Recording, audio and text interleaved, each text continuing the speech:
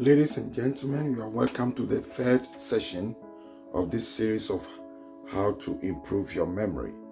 And in this session, we'll be touching on 7 basic tips of improving your memory, and especially living with mild cognitive impairments. And people with mild cognitive impairments often find ways to cope with their problems. I'm Dr. Prosper Tettey Doe, practicing psychiatrist in the United Kingdom, and you are welcome. These tips can help you living with mild cognitive impairments. The first is that have a familiar routine each day. For example, a time to get up, eat meals, and go to bed. However, it's important to include some variety to avoid getting bored. 2, keep belongings in the same place and labeled so they are easier to find.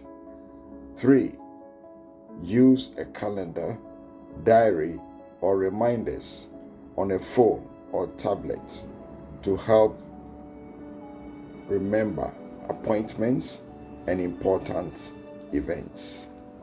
4, break down complicated tasks into simple steps and focus on doing one step at a time.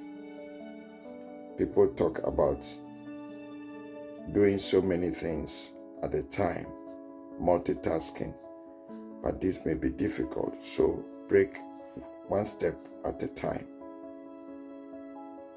The 5th is try to reduce stress and anxiety, because these can make thinking and memory problems worse. For example, take time to relax and do enjoyable activities like listening to music, going out with friends, or spending time outdoors. Try to sleep well. That is the 6th. Sleep is food for the brain. Avoid drinking alcohol or caffeinated drinks like tea and coffee in the evening or late at night. Where possible, spending time outside during the day can also keep a person's internal body clock working properly. 7th, lastly but not the least, ask the GP, general practitioner, about memory support groups. In the United Kingdom, for example, groups for people with MCI, that's mild cognitive impairment, in the local area.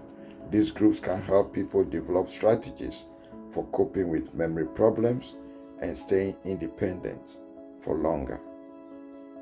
And people can also use the Alzheimer's Society online dementia directory to find out whether there are groups for people with mild cognitive impairment in their local areas.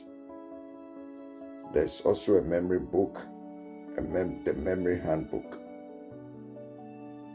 which is a booklet that also has lots of practical tips about coping with memory loss.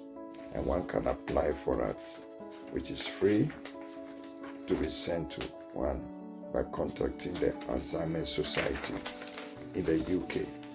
Now, there are some useful organizations in the United Kingdom, Age UK. They have an advice line.